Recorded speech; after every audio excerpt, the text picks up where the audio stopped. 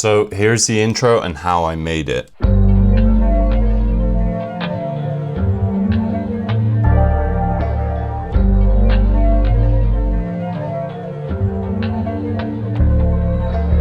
So this sample all started with this really simple melody, and it came from Sky Keys. I used the About Time preset. So this is the melody that I played without any plugins.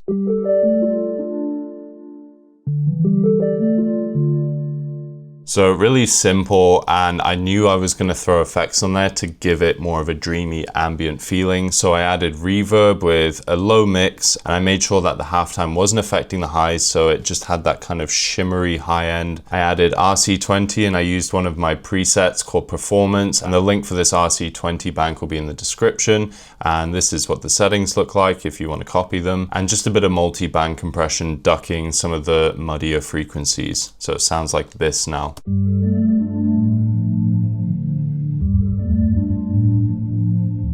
So that halftime's really giving it that low end kind of texture that just really gives it that ambient feeling, as well as the reverb obviously. And I just bounce that into an audio file because I find it much easier and flexible to work with audio files as opposed to MIDI. So then I've made that commitment. I now have it in audio. And what I did was I took this drum layer and I simply cut out the end bit and put it on a separate track where I don't have the halftime on, so that I could hear more of the drum fill, which you'll hear in a sec. This is what it sounds like.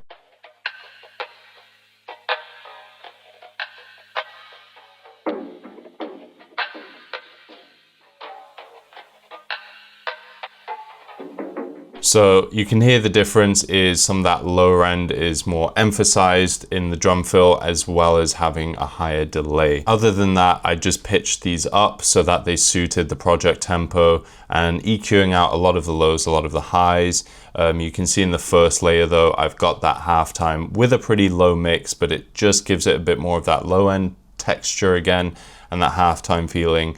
And I've shifted the EQ more to focus on the high end as opposed to the low end. So it's just a nice kind of contrast from the drums being high end focused and then the ending with that drum fill on the low end. So it's kind of this call and response thing that just makes the tracks more dynamic. Then we have this really awesome texture or phrase from my recent microcosm kit, Holography, where I ran a bunch of samples through my hologram microcosm pedal, and I just did some chopping and got this.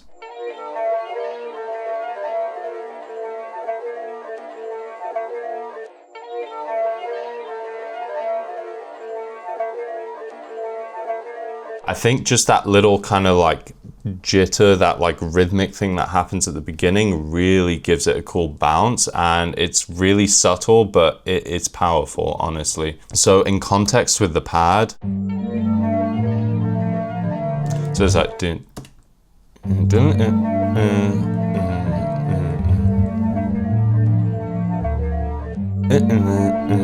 so just not having this hit on that one, the way the pad already is, just gives it more of this like dragged kind of bounce feel to it. So it's a really cool just kind of thing that happened by simply chopping up this phrase. I've got another one of the textures from this kit that just sounds like this. And then I've also just got this little layer or snippet that I've chopped from, I think it was a splice sample, so. Just drowned it out in reverb, delay, and that's just what helps give that ambient and atmospheric feeling. So I think what really just sets the stage for this sample is having that ambient sort of pad melody.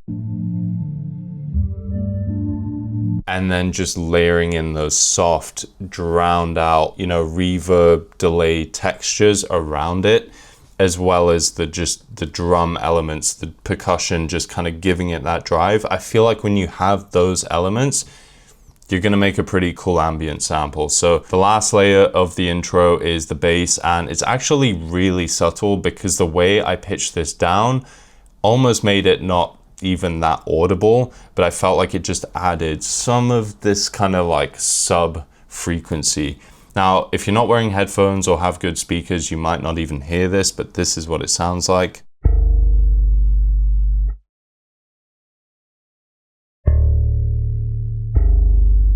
So So really, really low. And that's because it really just started with this. This was what I played. And it's the Modo bass VST. And I used the 70s J bass.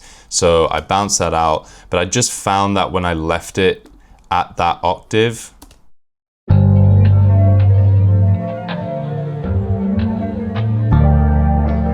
it just clashed way too much with the pad. They were like in the exact same frequency. So that's why I actually pitched it down an entire octave. Once I'd bounced it to the audio file, I pitched it down an entire octave, which I do often do with this VST because some of its notes don't reach those really low octaves. So I just pitch it down myself. But because this was already an F sharp minor, it ended up being really low, but I felt like it just still gave it this kind of like body. So, and you'll see it also sat much better with the pad now because they weren't clashing as much. Just sits underneath that pad. And yeah, so moving into the next section where it's quite similar, but there's a bit more gaps and spaces in between, giving it a bit more of a dynamic feel.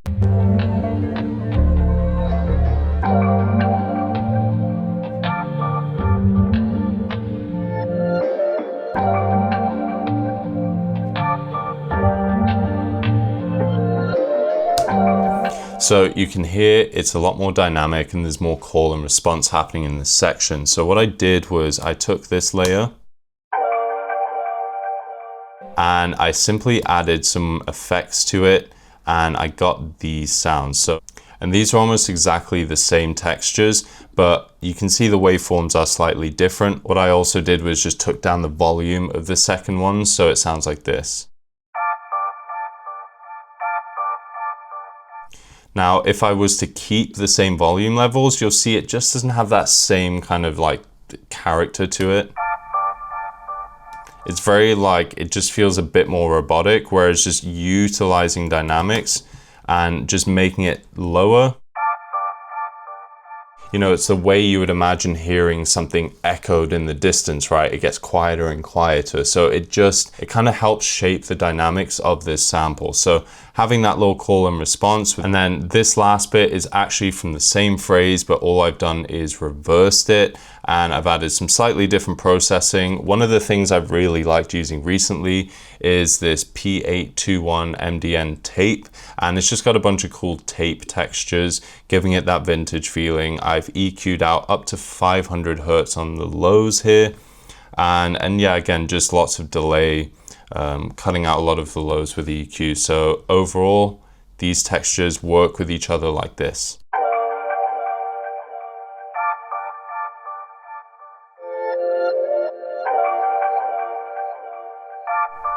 You see I have this space here, but because of the delay, it helps carry over, but it brings the dynamics down because it's cut out here, and then it hits again with that the first audio file. So, and actually completely forgot to mention that even in the intro, I have this electric piano playing. I got this from Splice, added lots of reverb with a pretty high delay, so it sounded very large, and I just pitched it down one to match the project tempo. I added this radio control preset from my RC20 bank, and yeah, just some compression, EQing out a lot of the lows up to 750 Hertz, and it just sounds like this.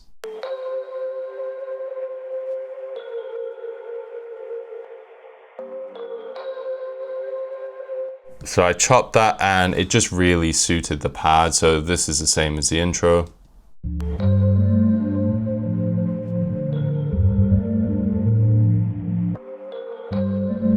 So the pad is already very spacey sounding, but the reverb is much higher and more noticeable, more pronounced on this electric piano. So it can be challenging when you have an ambient track to combine other ambient sounds with it that are kind of more low end focused, mid focused, or low mid focused, they can start clashing or just really muddy up quickly.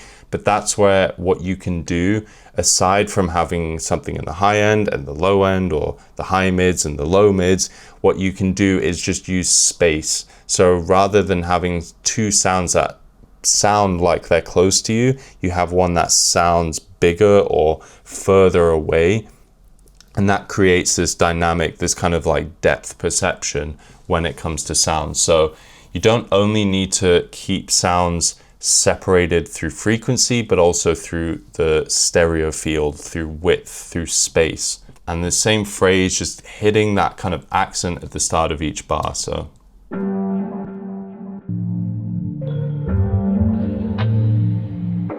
and especially these days, I think something that leveled up my samples was not just having the same percussion loop play throughout the whole sample. I like to do little chops where there's some variation, and also just to help create impact into the next section. So it's subtle, but I'll just solo the pad with the percussion so it's more noticeable here. So these two.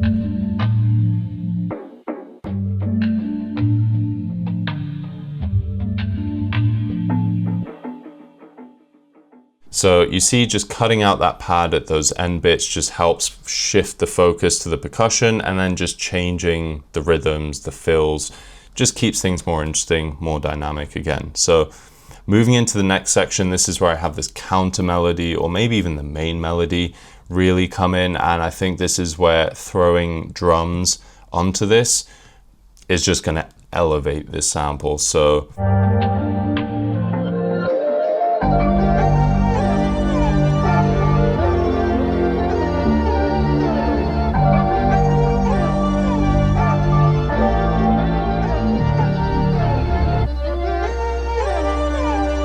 now here I've left it very bare, just so there's space for people to put drums over it.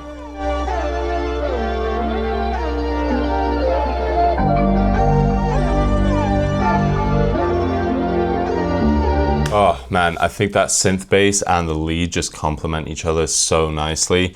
And yeah, it's several of the same layers as before, these call and response ones. But I've coupled it with the sound, which is from my holography microcosm kit, and it sounds like this. It's a really cool haunted synth texture.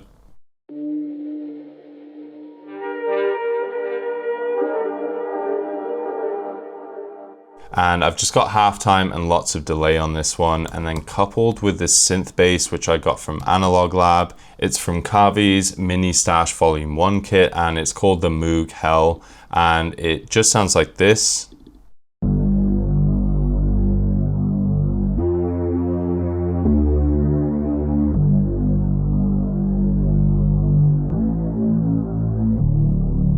It's just a really beefy, nasty sound. So that, I think, just complemented with the main counter melody of this section really, really nicely. And that's this lead. Now, there's a lot of processing on this one, so just bear with me. So this is the preset called Circulating, and this is from the AYN Volume 3 bank. And there's lots of great sounds, leads, synths in this.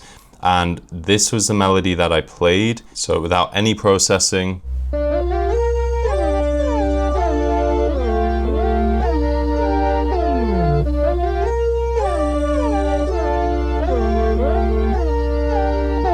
Has such a cool vintage tone to it. You can hear the noise in the background. And so the first plugin, I've got compression on it, then I've got quite a lot of reverb.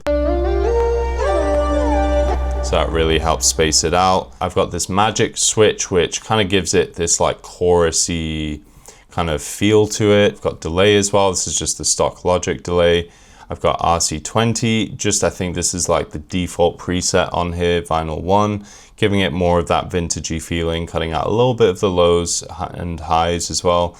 I've got Portal on this, and I'm using the 4th shape pan, my favorite preset, but with a very low mix. This is just helping to give it some rhythm. Then I'm cutting out up to 150 Hertz on an EQ, and I love the sound of this EQ as well. And then I'm using multi-band compression, and I'm really just trying to make sure that this isn't clashing with the synth bass or the textures, and that's why I'm ducking those kind of mids where the other textures are sitting and boosting the highs and just really emphasizing that lead synth texture. So what I did was I bounced that out into an audio form. Then I added this tape plugin that I showed you earlier using the vocal harmony preset. I don't think I messed with too many of the parameters. And then I've just got an EQ, which to be honest, isn't really doing too much.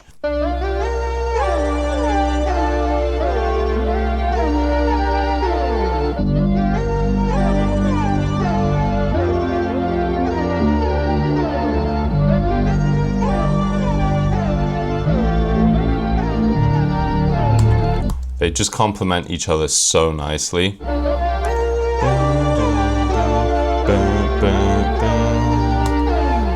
This note right here adds such a nice little bit of rhythm to this. Focus on it.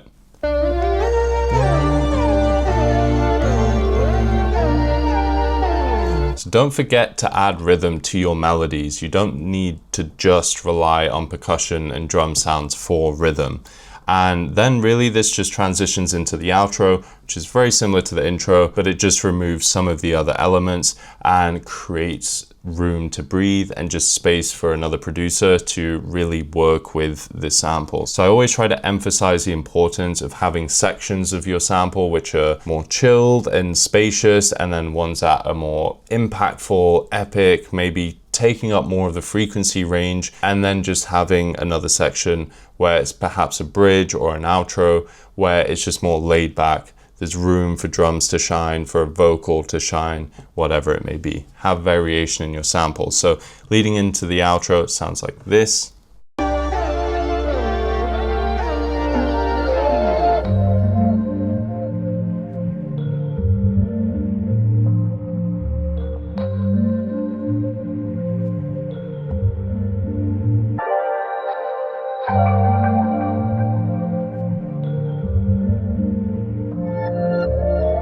Check how nice this ties back into the intro.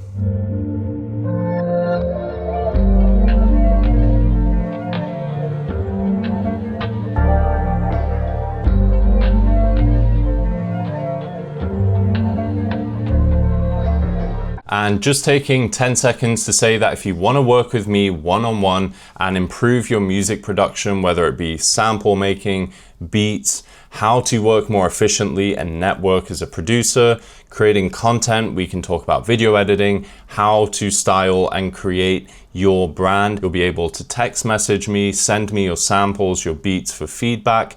We will help improve you as a music producer. You can then work with me and just simply book a free call. Down below, it's the first link in the description. And until then, I'll see you guys in the next video. Peace.